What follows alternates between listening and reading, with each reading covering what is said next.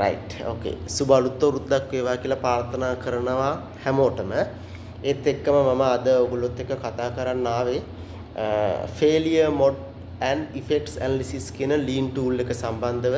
මේක මොකක්ද මේ lean tool එක සහ මේක කොහොමද apply වෙන්නේ, මේක apply කරන process එක මොකක්ද කියලා පොඩි උදාහරණකින් කතා කරන්න.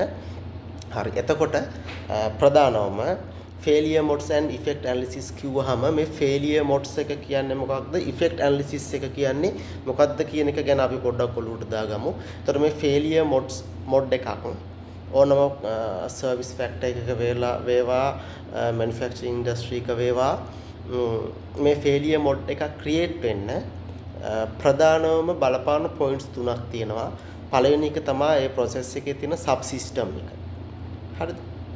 ඊළඟ එක තමයි process එකේ තියෙන components සහ අනිත් එක තුන්වෙනි point එක assembly line. මෙන්න මේ තුනක එකතුවක් තමයි ඕනම තැනක process එකක් කියලා කියන්නේ. එතකොට මෙන්න මේ තුන fail වුණොත් එහෙම අපි මේ කතා කරන failure mode එකක් හැදෙනවා. හරිද? ඊට පස්සේ මේත් එක්කම යන effect analysis කියලා කියන්නේ මෙන්න මේ components තුන කොහොමද fail වෙන්නේ. ඒ කියන්නේ එක පරාජය වෙන්න බලපාන සාධක හොයන හැටි. හරි. එතකොට මේක හරි ලස්සනයි. මේක හරි තර්කානුකූලව ගොඩනගන්න පුළුවන් ෆන්ක්ෂන් එකක්. ඇත්තටම මම හිතනවා මේක ඔයගොල්ලෝ මම මේ කියන දේ පොඩ්ඩක් deeply identify කරයි කියලා. එතකොට මම මේ කිව්ව failure mode and effect analysis එකේ තියෙන යම්කිසි process එකක්. හරිද? මේක A to Z යනකොට මේක process මේ failure mode and effect analysis එක අපි process එකකට apply කරන්නේ කොහොමද? හරි. ප්‍රධානම තේ තමයි අපි company එක නම් අපි මේක failure mode and effect analysis එක identify කරගන්න අපි හදන sub system එකක්. අපි හිතමු production team, quality team, engineering team එකතු කරලා එක මේස් එක තියලා අපි හදනවා team එකක්. ඊට පස්සේ අපි identify කරනවා, ඊට පස්සේ list කරනවා what are the failure modes and effects. දෙවෙනි point එක. හරිද? ඊට පස්සේ අපි එනවා rank කරනවා මේකේ තියෙන මේක කියන්නේ severity එක ගැන. ඒක කියන්නේ මේක බරපතලකම රෑන්ක් කරනවා. හරිද? severity එක රෑන්ක් කරනවා. ඊට පස්සේ list කරනවා කියන්නේ potential cases අපිට පුළුවන් list කරන්න.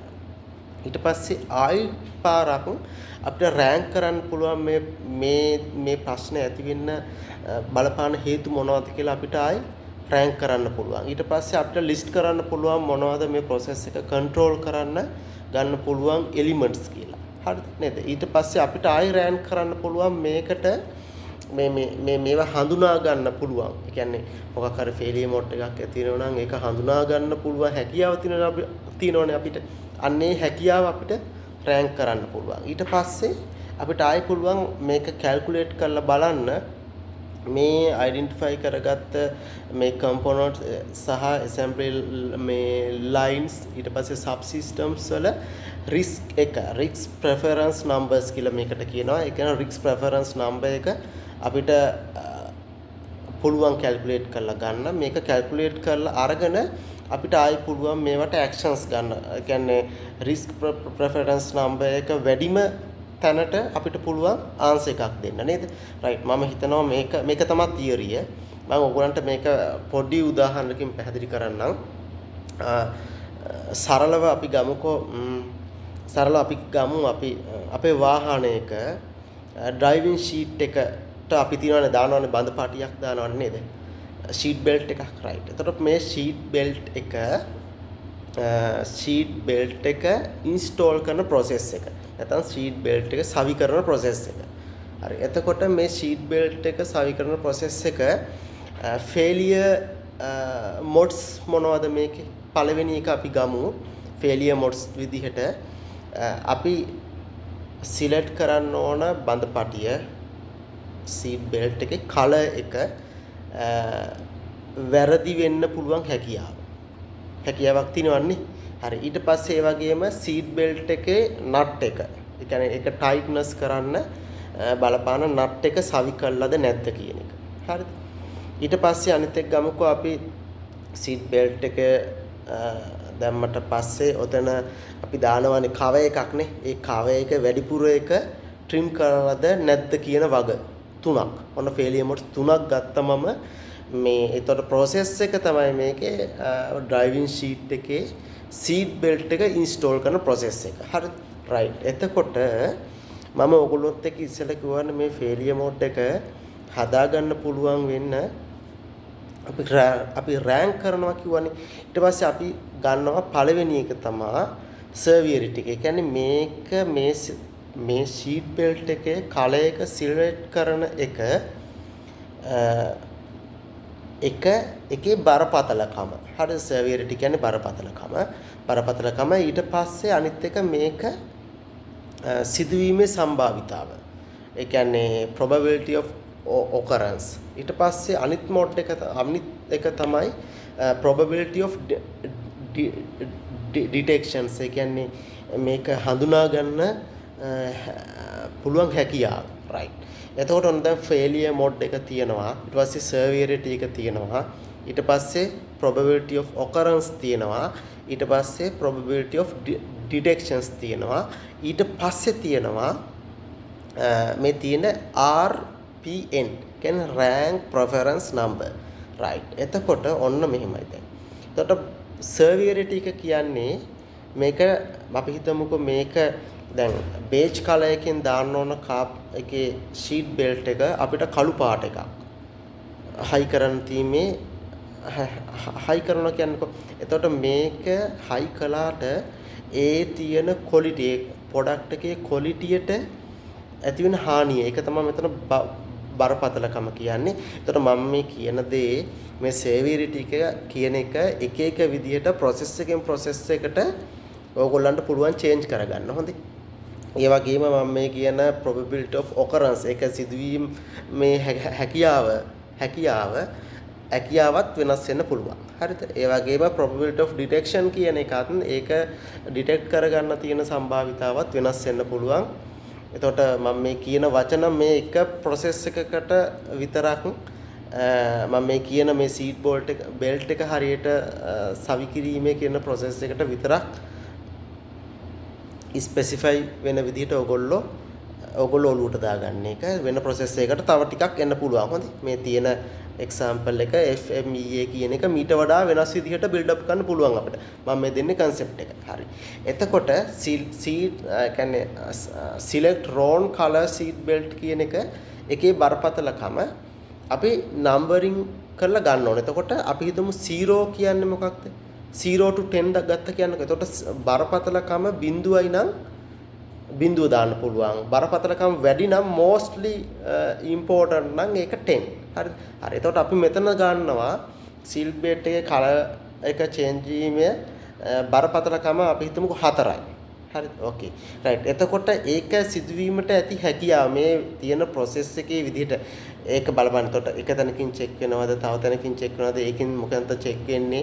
එතකොට ඒ අන්න එක සිදුවීමේ හැකියාව අපි කියනකො 3යි කියලා. ඊට පස්සේ ඒක detect වෙන ඒක වැරදිලා කියලා හරි කියලා හරි detect වීමේ සම්භාවිතාව 4යි කියලා ගන්නකො. එතකොට 4යි කියලා ගන්නෙත් මේක මේ detect වෙන්නේ නැත්නම් 0 detect වෙනවා නම් maximum detect වෙනවා නම් 10.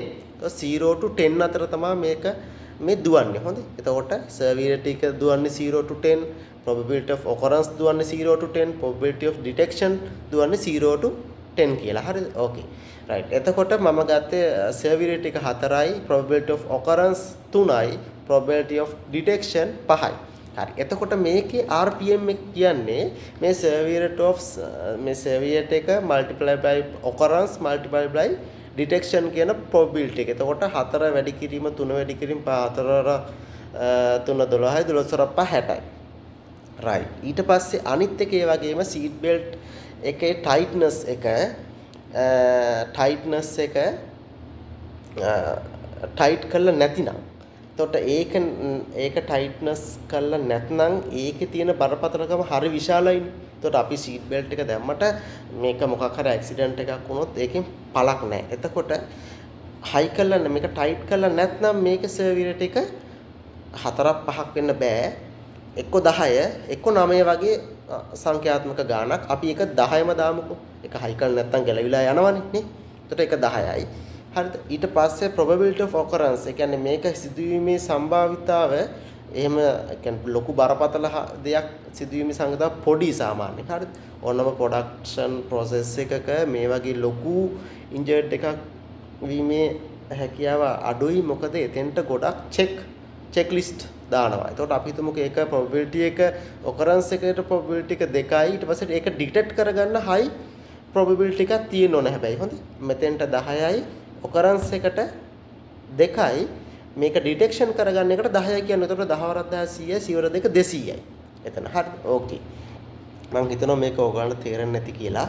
ඊට පස්සේ අනිත් එක දැන් අපි තව එකක් කිව්වනේ මම අර ට්‍රිම් කරනවා. ඒ කියන්නේ cover එක ට්‍රිම් කරලා සීට් බෙල්ට් එකට දාන cover එක ට්‍රිම් කරනවා. ඒක ට්‍රිම් කිරීම එක ට්‍රිම් කරන එක බරපතලකම මොකක්ද? එතකොට නැත්නම් ඒකේ ලස්සනක් නැහැ කියන එකනේ. එතකොට එහෙම හිතන්නකෝ ඔයා. එතකොට ඒක 6යි කියලා ගන්නකො. ඊට පස්සේ ඒක වීමේ සම්භාවිතාව කියන්නේ කපන්න නැතිවීමේ සම්භාවිතාව 2යි නම් සහ ඒක චෙක් වීමේ සම්භාවිතාව 1යි නම් 6යි 2යි 1යි. එතකොට 6ක් 2 12යි 12ක් 1 12යි. හරි. ඕකේ. එතකොට RPN කියන්නේ risk preference number එක අපි දැන් ගත්ත විදිහට 144ක් ආවනේ ලොකුම එකට.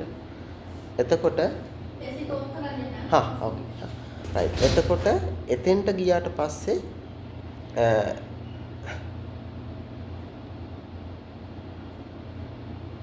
එතෙන්ට ගියාට පස්සේ අපිට ලිස්ට් කරන්න පුළුවන් අර RPM එක වැඩිම තැනට තමයි අපි මූලිකවම දෙන්න ඕන සොලියුෂන් එක. හරිද?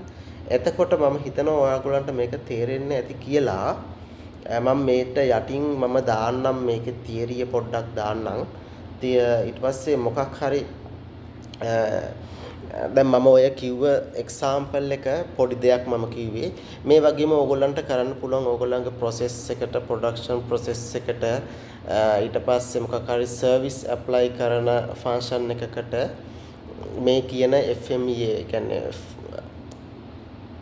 මේ කියන failure mode and effect analysis එක apply කරන්න පුළුවන්. අපි හිතමුකෝ එතකොට failure mode and effect analysis එකක් කරන්න ප්‍රධානම ඕගොල්ලන්ට අවශ්‍ය කරන දේවල් මම හිතනවා මෙතනින්